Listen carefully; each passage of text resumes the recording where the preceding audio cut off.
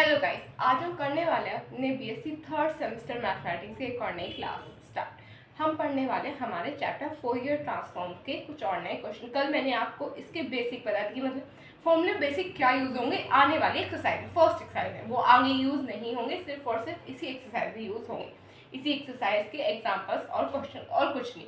अब उन जो भी मैंने आपको क्वेश्चंस बताए थे वो याद कर लिए होंगे, यानी कि क्वेश्चन नहीं सॉरी फॉर्मूला जितने भी बता दिए याद कर लिए होंगे, क्योंकि उन फॉर्मूला का आज यूज़ होगा। इसलिए आपको एक दिन का टाइम दिया गया था जिससे कि आप उन फॉर्मूलाज को अच्छे से याद कर सकें। तो आज हम उन फॉर्मूलाज को लगाना सीखें, कैसे लगाते हैं। मैंने कल आपको बताया था कि सब कुछ आपको गिवन हो, आपको सिर्फ और सिर्फ एफ की वैल्यू पुट करनी होगी फॉर्मूला में। जो भी फॉर्मूला है, कॉस साइन सब कुछ सेम रहने वाला है और कुछ चेंज नहीं होगा। तो चलिए चलते हैं। अब हमें क्वेश्चन क्या दिया गया है, using Fourier integral formula prove that e की power minus x cos x is equal to 2/पाई limit 0 to infinite u square plus 2 cos ux upon u की पावर 4 plus 4 du। अब इसका मतलब क्या है, इन्होंने हमें कहीं पे ये पर्टिकुलरली नहीं बताया कि जनरल फॉर्मूला लगाना है, साइन इंटीग्रल फॉर्मूला लगाना है, कोसाइन इंटीग्रल फॉर्मूला लगाना है, कुछ नहीं बताया। इन्होंने सिर्फ हमें एक वैल्यू दी, ये वैल्यू दी जो कि कहा इसके इक्वल प्रूव करके दिखानी। अब हम लोगों ने क्या पढ़ा, एक हमने कोसाइन इंटीग्रल फॉर्मूला पढ़ा था। अब देखो यहाँ पे जो टर्म दे रखी है, अगर यहाँ पे हमारी जो टर्म होती और ये वाली टर्म होती है हमारी साइन में मिल जाती है हमें, तो यहाँ पे हम साइन इंटीग्रल फॉर्मूला अप्लाई करते हैं। बट रीजन क्या है यहाँ पे कोसाइन अप्लाई करने की, ये जो हमारी टर्म्स दी हुई है ये हमारी कोसाइन में दी गई, तो यहाँ पे हम अप्लाई करेंगे हमारा कोसाइन इंटीग्रल फॉर्मूला। तो इसी तरह से आपको क्वेश्चन को देख के आपको समझना पड़ेगा कि यहाँ पे क्या अप्लाई होगा। एफ एक्स क्या होगा मैं फिर वो बताऊंगी आपको, अभी पहले हम फॉर्मूला लिखेंगे क्या होगा। We know that the cosine integral formula अब कोसाइन इंटीग्रल फॉर्मूला क्या होगा वो आप सभी लोगों को पता चाहिए। एफ एक्स यानी function of x is equal to पाई/2 ये होगा या फिर 2/पाई होगा, ये होगा हमारा 2/पाई। इस तरह की गलती आपके एग्जाम में नहीं होनी चाहिए। 2/पाई लिमिट 0 से infinite cos omega x then bracket फिर लिमिट 0 से infinite f v cos omega v d v then d omega. ये हमारा कोसाइन इंटीग्रल फॉर्मूला था, इसमें कोई दिक्कत वाली बात होनी नहीं चाहिए। अब आप मान लो इसे इक्वेशन 1। अब आप लोगों मैंने कहा था जो भी चेंज होंगे फंक्शन ऑफ वी और फंक्शन ऑफ एक्स में ही किए जाएंगे और कहीं नहीं होंगे, क्योंकि कॉस ओमेगा एक्स और कॉस ओमेगा वी में कोई चेंज नहीं होगा। अब आपको वैल्यू किसकी चाहिए, आपको वैल्यू चाहिए, अगर आपको इसकी वैल्यू मिल जाएगी फंक्शन ऑफ एक्स की तो आप फंक्शन ऑफ वी की भी वैल्यू निकाल सकते हैं, क्योंकि जो आपका फंक्शन ऑफ एक्स होगा जहाँ पे भी एक्स है आप वहाँ पे वी की वैल्यू पुट कर दो, एक्स की जगह आपको फंक्शन ऑफ वी मिल जाएगा। अब टारगेट है आपका फंक्शन ऑफ एक्स पता करना। जो आपको टर्म दे रखी है ये है आपका फंक्शन ऑफ एक्स, ये आपकी टर्म फंक्शन ऑफ एक्स है जिसको आपको यहाँ पे वैल्यू पुट करके आपको एट द एंड ये वाली वैल्यू आपको निकाल के लेके आनी है। अब ये जो फंक्शन ऑफ एक्स है वो क्या है, e की power minus x cos x. ये चीज आपको याद रखनी होगी, ये कोई ऐसे लॉजिक नहीं लगाना कि ये चीजें याद रखने वाली कि फंक्शन ऑफ एक्स क्या होगा जिसके इक्वल में, यानी कि अगर यहाँ पे ऐसे ही होता कि साइन हो जाता है यहाँ पे तो और यहाँ पे भी साइन हो जाता, तो यहाँ पे कोसाइन इंटीग्रल फॉर्मूला की जगह क्या लगता, साइन इंटीग्रल फॉर्मूला। और जो हमारी वैल्यू होती है फंक्शन ऑफ एक्स की वो हो जाती है हमारी e की power minus x sine x. ये चीजें ऐसे ध्यान रखनी होगी आपको। अब क्या करेंगे, लेट फंक्शन ऑफ एक्स क्या होगा हमारा, फंक्शन ऑफ एक्स आ जाएगा हमारा e की power minus x cos x.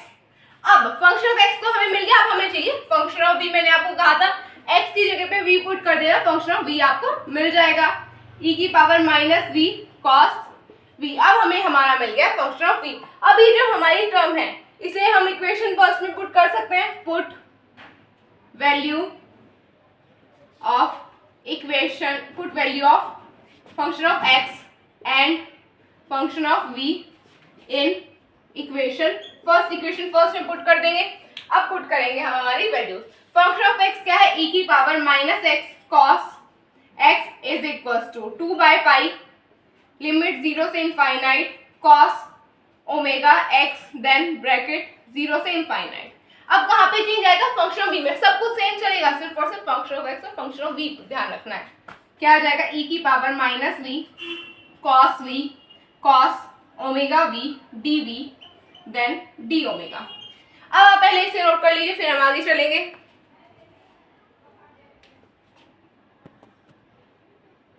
Done.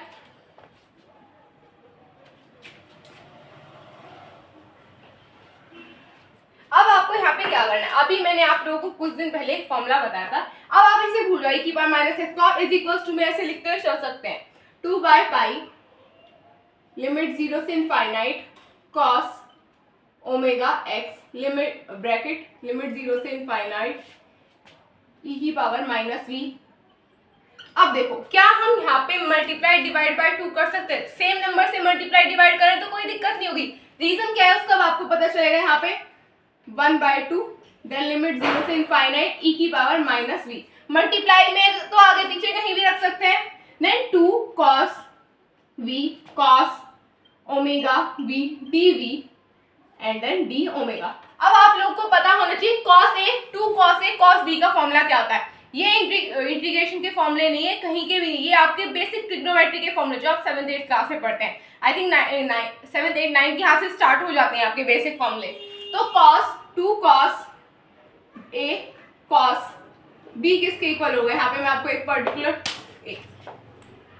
यहाँ पे एक पर्टिकुलर आंसर क्या होगा cos a और cos b का, cos a plus b minus cos a minus b। ये आपका आंसर होगा cos, सॉरी ये हो जाएगा आपका प्लस, ये हो जाएगा आपका 2 cos a cos b का फॉर्मूला यही है। तो क्या अब हम इस ये जो हमारी इस फॉर्म में है 2 cos v cos omega v को इस फॉर्म में लिख सकते हैं? लिख सकते हैं। अब लिखेंगे क्या आ जाएगा यहाँ पे 2 बाय पाई लिमिट 0 से infinite cos omega x then 1/2 bracket 0 से इनफाइनाइट e की पावर माइनस v। क्या आ जाएगा आपका? ये आ जाएगा cos v plus omega v then plus cos v minus omega v dv and then d omega. ये आ जाएगा आपका ब्रैकेट, अपनी अकॉर्डिंग एडजस्ट कर लेना थोड़ा, ठीक है। अब हम यहाँ पे क्या कर सकते 2 बाय पाई 0 से इनफाइनाइट cos ओमेगा x। अब ये जो 1/2 है, अब ये जो आपका e की पावर माइनस v क्या आपकी अंदर मल्टीप्लाई कर सकते हैं? कर सकते हैं। और अब आप इंटीग्रेशन को भी अलग अलग करके लिख सकते हैं। लिख देंगे हम लोग, क्या आ जाएगा होल ब्रैकेट लिमिट 0 से इनफाइनाइट e की पावर माइनस v cos। अब ये जो हमारा cos v plus omega v है, इसमें से हम v कॉमन ले सकते हैं, क्या आ जाएगा 1 प्लस ओमेगा v dv। ये आ गया हमारा। तो मैं आगे की तरफ कर देती हूँ।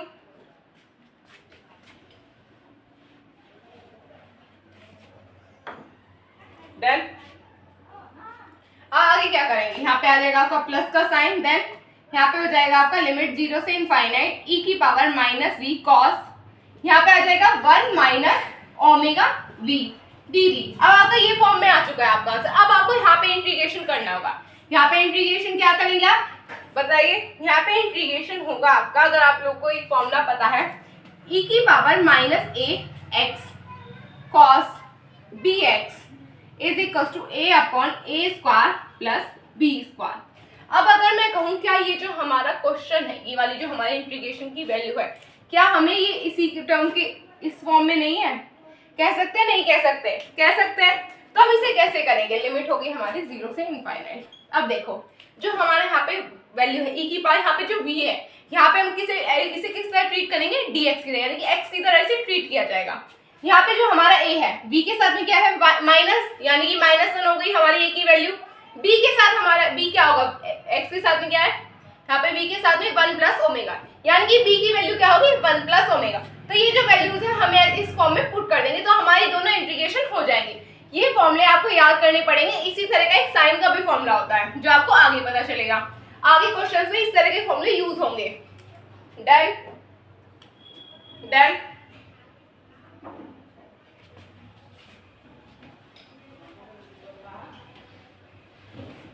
अब आगे चलते हैं। क्या आ जाएगा हमारे यहाँ पे 2 बाय पाई लिमिट 0 से infinite cos omega x then 1/2। अब यहाँ पे अगर हम इंटीग्रेट करें, माइनस तो ऑलरेडी क्वेश्चन में होगा, तो वैल्यू a की क्या आ जाएगी हमारी 1। यहाँ पे आ जाएगा 1/1 प्लस 1 का स्क्वायर 1 ही होता है, और 1 प्लस ओमेगा का स्क्वायर आ जाएगा साथ में 1 प्लस ओमेगा का स्क्वायर। 1 प्लस ओमेगा का स्क्वायर नहीं, 1 प्लस ओमेगा का whole square, then plus 1 by 1 plus 1 minus omega का होल स्क्वायर, देन हमारे पास आ जाएगा डी वी डी ओमेगा। ये आ गया। अब हमारा काम है हमारी इस वाली टर्म को सॉल्व करना, ठीक है।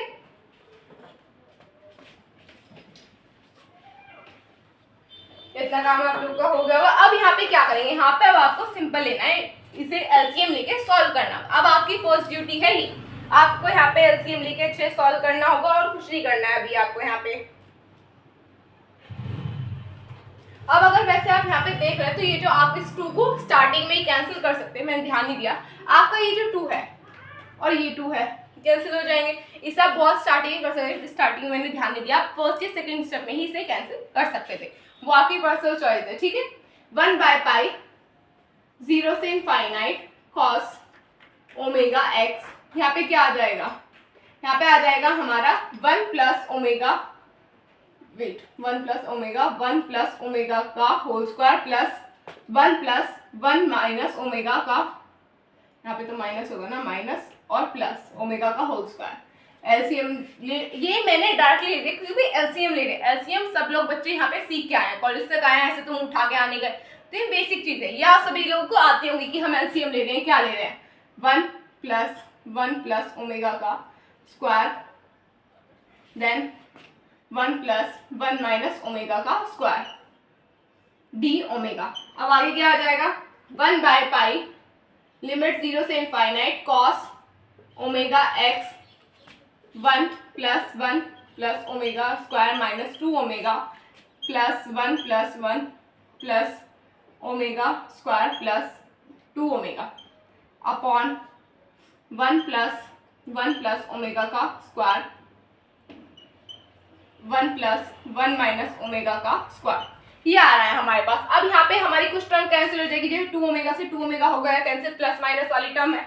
अब आगे चलेंगे हम हमारी टर्म्स में, क्या आ जाएगा हमारे पास, यहाँ पे आई थिंक हमें मल्टीप्लाई कर लेनी चाहिए, इसे सॉल्व कर लेते हैं हम। यहाँ पे मल्टीप्लाई करेंगे, यहाँ पे 1 plus omega square plus 2 omega आ जाएगा, यहाँ पे हो जाएगा हमारा 1 plus omega square minus 2 omega. ये टर्म आ रही है हमारे पास, यहाँ तक आपको लोग कोई दिक्कत होनी नहीं चाहिए।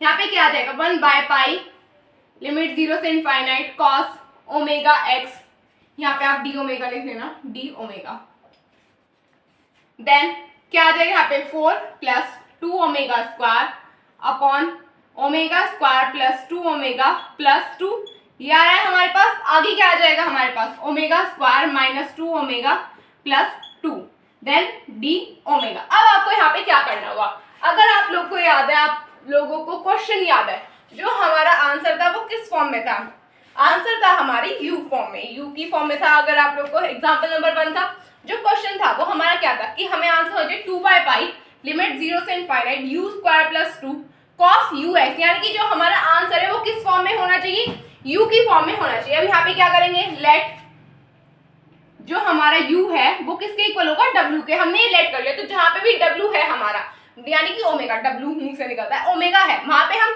u से रिप्लेस कर सकते हैं हमारी टर्म को, तो अब हम यहाँ पे रिप्लेस कर लेंगे। अब यहाँ पे आ जाएगा हमारी टर्म, यहाँ पे आ जाएगा हमारा, यहाँ से हम 2 कॉमन ले लेंगे, 2 बाय ओमेगा लिमिट 0 से इनफाइनाइट कॉस, यहाँ पे ओमेगा नहीं, यहाँ पे तो पाई है, अब यहाँ पे ओमेगा, यहाँ पे आ जाएगा यू एक्स, देन 4 की जगह हो जाएगा यहाँ पे 2 प्लस यू स्क्वायर अपॉन, अब आप चाहो डायरेक्टली मल्टीप्लाई करके लिख दो, या फिर एक स्टेप एक्सटेंड कर सकते हो, पहले की u square plus 2u plus 2, then u square minus 2u plus 2 d u. अब ये हमारे फॉर्म में आ चुका है, तो अभी आप पहले से नोट कर लीजिए, देन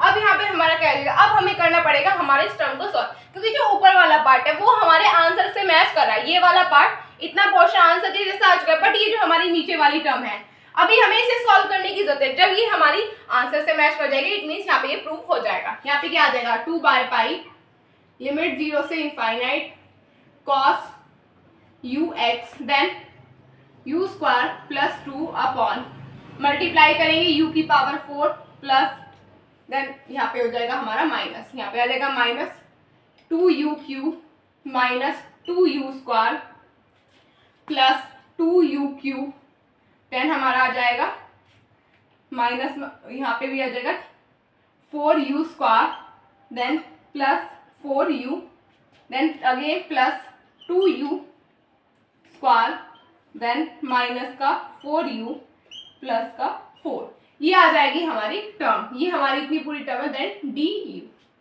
ये आ गया। अब यहाँ पे जितनी भी टर्म कैंसिल हो रही है उन सभी को कर देना है हमें कैंसिल। यहाँ पे टर्म क्या कैंसिल होगी, ये टर्म हो जाएगी हमारी कैंसिल, 2u स्क्वायर से 2u स्क्वायर देन क्यूब वाली से क्यूब वाली हो जाएगी कैंसिल। अब हमारे पास क्या क्या बचा, देखो 4u से माइनस 4u से प्लस 4u हो गया कैंसिल। अब यहाँ पे बचा हमारा u स्क्वायर माइनस 4u,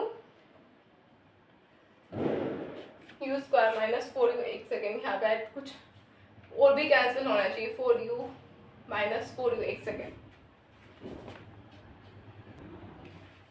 ये वाली जो हमारी टर्म है u स्क्वायर से ये दोनों प्लस वाली है और ये हो गया हमारा प्लस का 4u स्क्वायर, तो इन दोनों को ऐड करके हमारे 4u स्क्वायर हो जाएगा कैंसिल।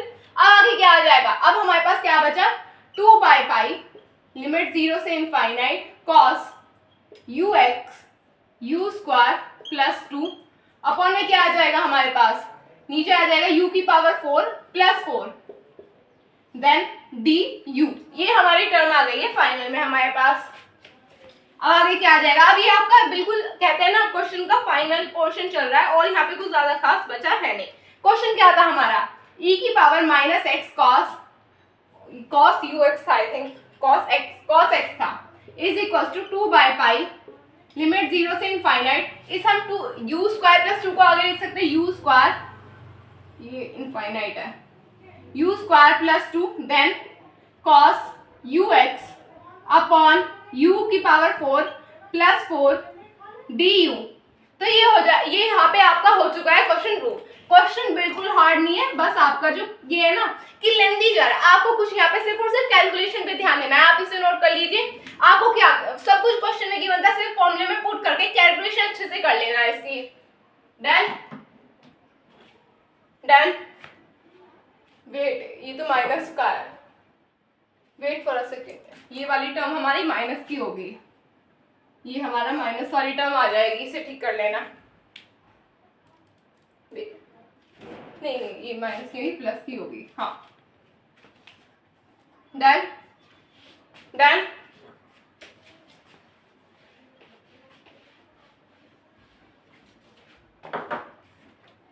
तो बस गाइस आज के लिए इतना ही। अगर आपको मेरी वीडियो अच्छी लगे तो चैनल को सब्सक्राइब कीजिए, वीडियो को लाइक कीजिए, अपने फ्रेंड से शेयर कीजिए। तब तक के लिए टेक केयर, बाय बाय।